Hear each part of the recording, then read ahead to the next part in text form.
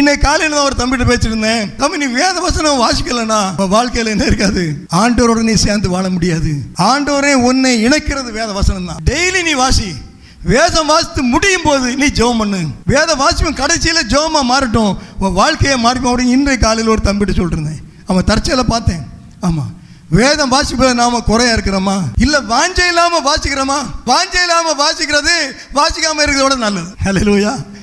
தப்பா சொல்றேன் நினைக்காதுங்க.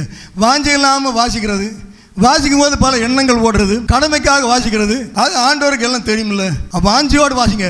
உங்களுக்குரிய எல்லாத்தையும் விட வேத வசனத்தை நீங்கள் நேசித்து வாசியாவிட்டால் அதனால் உங்களுக்கு பிரயோஜனம் இல்லை என்று நான் திட்டமா சொல்லுகிறேன். ஜெபம் பண்ணாலும் அப்படிதான், வேத வாசித்தாலும் அப்படிதான். இடையூறுகள் இருக்கும், பலவீன நிமித்தம் சில தடைகள் வரும், அது வேற. அது அல்லாமல் நீங்கள் முக்கியத்துவம் கொடுக்கிறதுல, முதலிடம் கொடுக்கிறதுல அதை நீங்கள் தவிர்ப்பீர்களானால் அதற்கு உங்களிடத்தில் வேலை இல்லை என்பதை நான் நிச்சயமா சொல்லுவேன்.